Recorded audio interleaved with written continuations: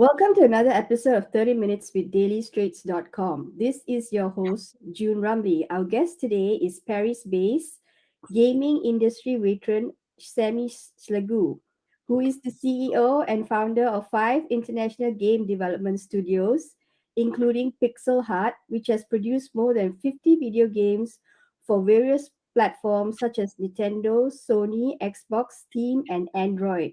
Some of his games include popular titles such as Gun of Mercy, Finding Teddy, and Playroom Racer, which alone has reached more than 1.5 million downloads. Sunny is a lifelong fan of trading cards and collectibles and has expanded his passion into NFT space with both his collections and integral design of cross the ages. Our chat with Sammy today would revolve around the topic of creating best selling video games from the paper concept right up to the finished product. Without further ado, let's invite Sammy to the show. Hi, Sammy. Thank you so much for joining us today. How are you? Hi everyone. Yeah, I'm great. I'm super great. Super excited to be with you. Thank you so much. So let's dive right into the question. So, tell us about yourself and how did your journey into the gaming industry started? Ooh, long story. So if you have the time, I start in 2011 on the gaming industry. So I start with selling video game, and then we launch our first startup in 2015. It was a Russian game, the first private sale in Europe of gaming. And then in 2016, we start to buy studio, and every year from those this year, we buy a new studio in another country, so in Brazil, in Japan, in Hungary, in England, and we start to produce video game for Nintendo, Sony, so PlayStation 4, PlayStation 5, Nintendo Switch, Xbox, Steam, and Android. So we publish almost 55 game today on the video game industry. Okay, so interesting. So you started selling and not designing games. Is that right? Absolutely. Yeah. True, totally true. And I used to make like some vintage game, so buying and sell some old school gaming, and then I start to sell some new game, and then I say it's so sad, just buying and selling. It's you do nothing as creation, and like all my life is like around the creation, how we can build something. So when we get our first studio, we start to make the storyboard of the game, create the concept, the game design to go super deep, on the experience. And then we're doing that step by step. And this is how, today we publish our game and we do absolutely everything from the beginning to the end, to the distribution. So tell me about your involvement. Are you a coder? Like you come up with the design or what? I used to code. But I'm better on production.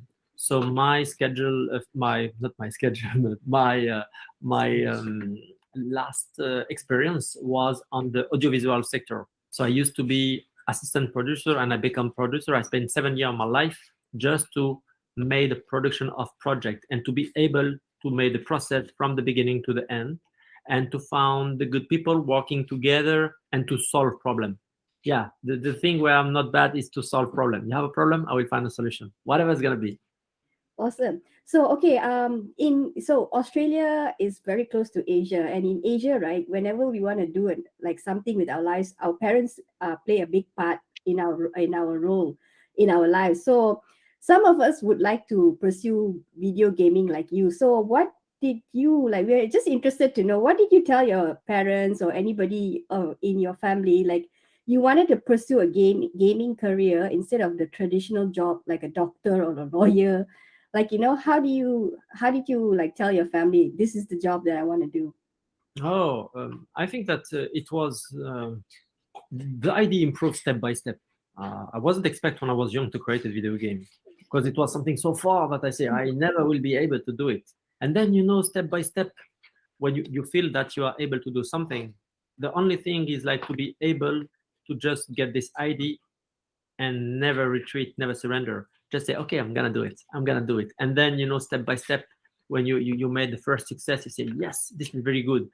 I push people today. I have like some people working and super young, like having 18-year-old, like starting to make like creation. They are not like age, to come in the crypto, to come in gaming.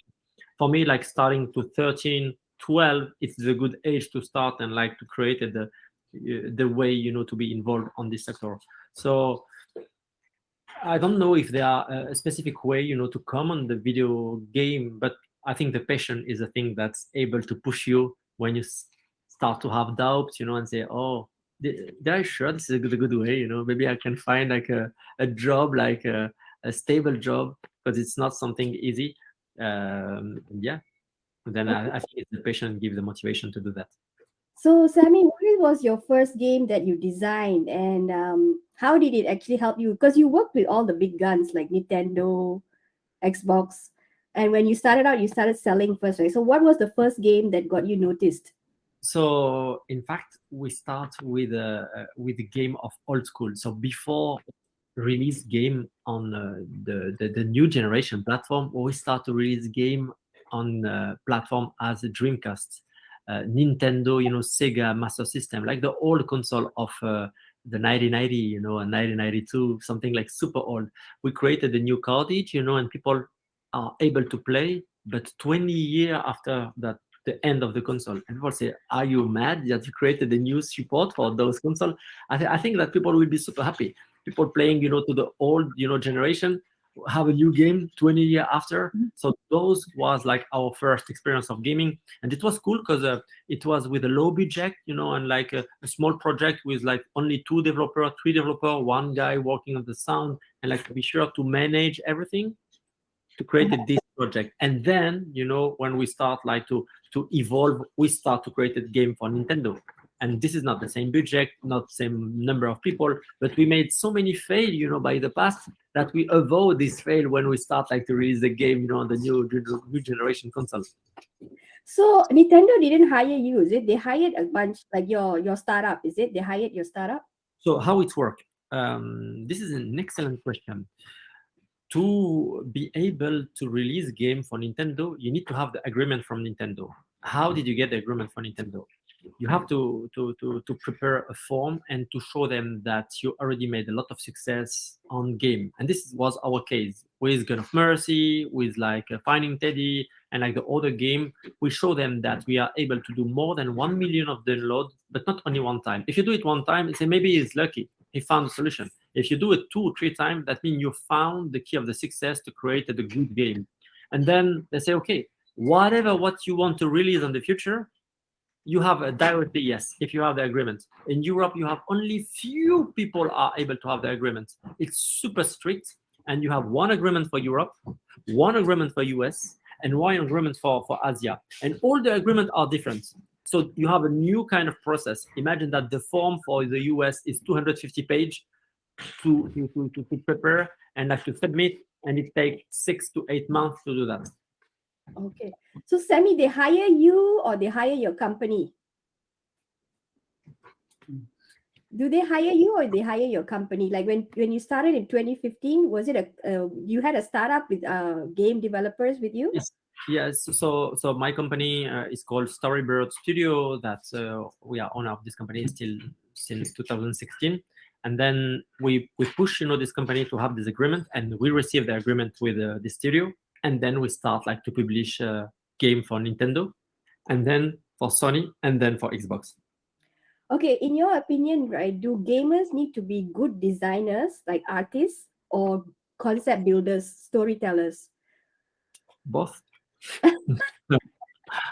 I'm sorry, but you can't avoid one. So you need, even if it's not 1 and 2 people, you need to have like good storyline first, and like giving a good gameplay and good design. It's not always easy to have like all the thing together. However, you need like to be sure that the experience will be great on different aspects. I'll give you an example. If today you go on the smartphone and you go on Apple Store, you will see like more than 200 new game every day. So you have like a new game coming, a free game and everything. So why do you spend your time on one game, either another? So you need to understand that you need to create a good game, a good level design, a good storyline behind, to be able, to reach and to touch people. because after that you will have marketing also. But you need to have like all this element together to create it like the great experience. Awesome. Okay, so can you describe the process of producing a game from a start? So how long does it take? 6, 7 months? It depends what kind of project. For example, for our current project, Across the Ages, we spend almost 23 months. Usually it take, for a game, from a retro game, it take 9 to 12 months. Some game take 18 months. How it works? First of all, you have to create the GDD, the game design document. It's the Bible, and a big book, from the game. It took months, 3 months, 4 months sometimes, because more the GDD is perfect, more the game, the developer just have to read it and like to put like everything. And inside you have absolutely all the rules of the game, how it's gonna work, how you're gonna do, if you do that, what's gonna happen, and like absolutely all the situation. And you created that to be sure that people will be able to do the run transcription about what you. It's like a house, if you don't do the plan of the house, you're not gonna say to the guy walking, I don't have any architect, just do it as you feel. Say, no, I will do it. This is exactly the same process. And Okay. then when you have that, you will need, to start like to create a conversion, because you created that with a C code, and after that you need to convert that for Nintendo, need to convert that, for Sony, because all console have a different language. And then you have like the post production. You can start like to put the sound, and you would created like the graphic assets for a book inside the game, for the cover, and then you created like the production, and you will start like the packaging to be to close and to finish to the expedition, how you're gonna ship, where you're gonna ship, who gonna buy the game, do you sell only for retailer, for your website, which country, which continent, which partnership. So it's like super exciting, and you have like so many things to do from the beginning, but it's you have just to cut it with small step. Okay. So can you tell us, right, what are the must-have elements in a game to be considered a good game? Like you cannot do without it. It's like, like every cooking needs salt, right? So what does a game need? Must the, have. the game concept. So the game concept for me is the key of the success. For example, uh, the fun to play is for me one of the key of the success. If it's not fun, it makes no sense. If Mm. you a boring game, whatever is gonna be the design. If it's boring, it's boring. Sometimes you have a design a little bit less, but it's so fun to play that you really enjoy, and whatever who you are, whatever what you're doing, the experience is so great. Okay. So as a gaming industry veteran, how many hours in a day do you set aside to play your competitors' game? Not your game, your the ones who are competing with you, your other. It um, Do you play their games? Do you check on your competitors? Yeah, absolutely. It depends the kind of game. If it's like an esport game and like with a competition, you will have people spending an average of 2 hours per day, on the game. If it's a retro game and casual game, it can be half an hour to 45 minutes. And this is always an average. You will have some people spending 6 hours per day, on the game, and you will have people spending like 20 minutes. You need to create a game where people will just have an experience where they will enjoy the game, and whatever was going to be, it has to be quick. Sometimes you just have 5-10 minutes, just you want to enjoy, do a match, and that's it, end of the story. But how So yeah, many hours do you invest in a day? Do you still play people's games, like other people's games, or even your games? Do you play a lot in a day? uh, not a lot, but I play. I try to still play to just have like always a feeling inside. So what is my point of view? Did I really enjoy the game? And like I take a distance, between the game and I, to be sure that it's still enjoyable. If, for example, it made no sense, I will ask to someone else what did he feel. My point of view is always subjective. It's not something that I say I'm objective. Absolutely not. So yeah. Okay, so there are some companies like it's called Buildbox. It's an American company where you can purchase and then create your game. So is this a good place to start? Or should gamers, like anyone who's interested to become like you, know how to code from scratch? So this will not allow you to program a game. it's tools to allow you to create the kind of game that the kind of player will use, and it's never be mainstream and very complicated to be mainstream because you have to convert the language to another platform in the future. So it's a way to say to someone, you can start like your experience of gaming with something.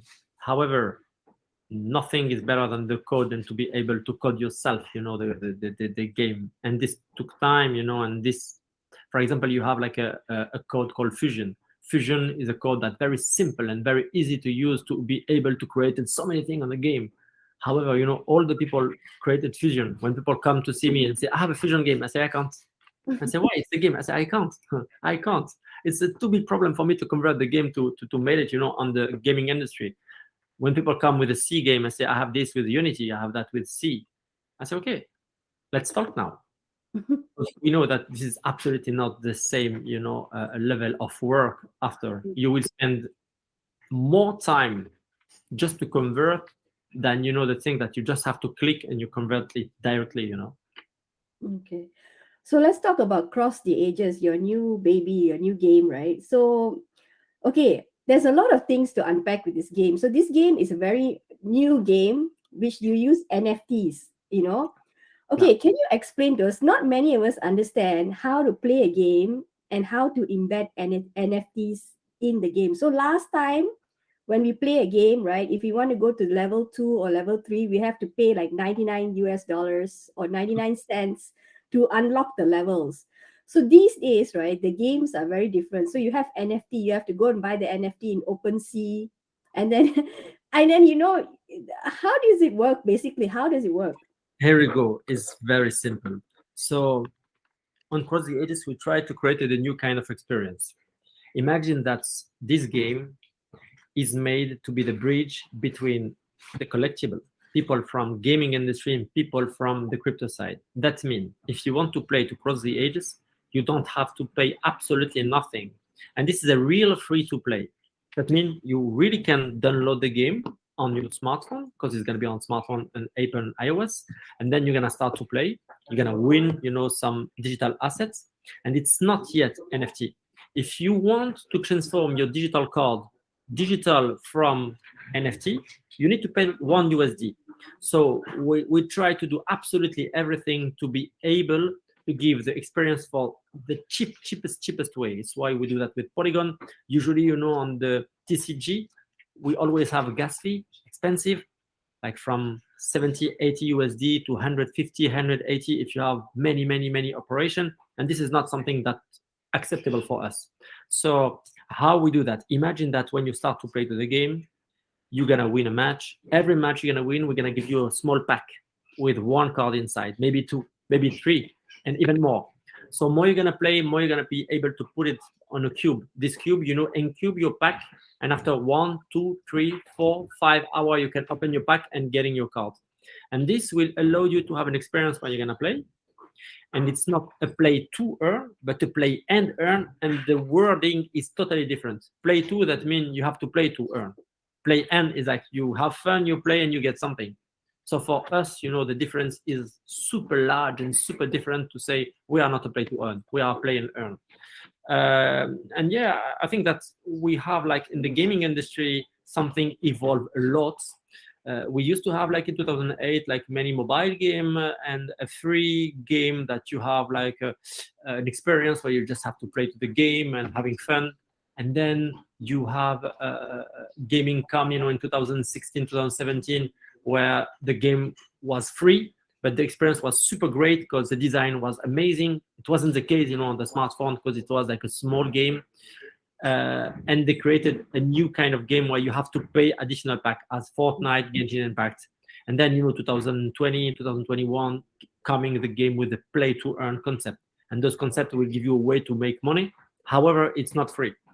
So you have to pay, you have to rent, you have the access. And now you have in 2022, a new kind of game coming. So, okay, you don't have to pay nothing. And you can win money and you can earn money just and having like some fun. Say, okay, but what is the problem? I can't, don't pay, win money, spend time. It's very simple. We just pay you for the time you spend.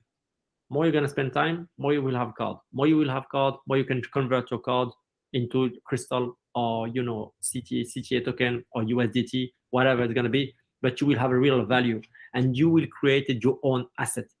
When people used to spend time on playing World of Warcraft and like Counter Strike, having asset, having skin, everything they get from the past, they can do nothing with it. End of the story. Now everything you will get across the ages, whatever it's gonna be, you can trade it and say, okay, I have fun. Thank you very much. Bye bye. I want to sell some card. Whatever I'm gonna do, you are able to do whatever you want. So that card you can sell in OpenSea and all the NFT You can market. sell it in our own marketplace. Only the pack, we created a new kind of pack now that you can buy and sell, on OpenSea. It's for the early access. So the game going to be released in June. So it's super soon. It's tomorrow. Uh, and yeah, so getting, the chance to get the pack is something totally unique because we have like only a small slot for people, and this will allow them to be start the game 1 month before everyone, and to having the deep experience across the ages. Okay. Okay. Finally, what would be your advice for someone with a game idea? They have a game idea, but they don't know where to start. This is a good question because I receive this question. I think like every week people say, okay, how can I do now? I'm young. I want to start. I want to do something. So the best way today is to be like on Discord channel. Discord is one of the way of communication where you can find people like you, like making development. You are not able to do everything alone. It's not possible. So my point of view is very simple. I always say to the people, you need to create a team. But you say, okay, I'm alone, I'm in another country, how can I know people? How can I do that? I say, okay, you can go, on Discord channel where people, want to, provide some assistance and trying to get a group and try to find some profile to try the first partnership. I guess and expect that it will be a fail for the first, second, and third time because you need to understand how to work with collaboration with people, how avoid the good to the specific people, and people like saying like some stuff and like finding the good partner. Maybe you're lucky and you will find some amazing partner that you will be able both together with two, three people starting to create a game concept. And then there are today, some platform as Kickstarter, and some platform allowed you, to raise some amount of money if you created something. That means, you say, okay, I'm just starting, my experience. I know that I have something very good. We don't have a lot of money. We just have our time, and we expect to get, let's say, 100K, 50K, whatever it's gonna be, to develop the game. So we're gonna create a folder to show to the people some image of your game, what you do, what you achieve, what is your roadmap, and you have some backer, some people coming and to give you some help. And you have 2 years, for example, to create your game after that. So it will give you a time to create something, and then a lot of studio are coming, to see what's happened on Kickstarter. And when the game is very good, as we do on the past, we contact the people and say, okay, you created the game, you don't have a studio, we can do absolutely everything and produce the game, and we can provide you assistance for your backer and send them a game that they will be sure that everyone will be happy. So this is a good process and a good way to start. It's possible to start when you have like 11 and 12 in my point of view, and this will allow you to have like a large advantage. The potential of the young people is infinite, absolutely infinite.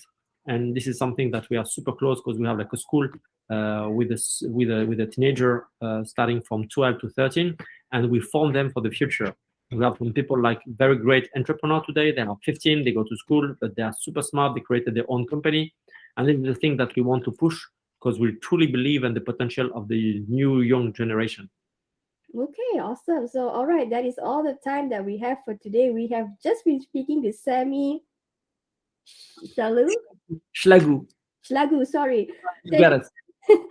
Thank you, Sami, for joining us today. You're welcome. Thank you very much for the time that you give me to share my passion with you.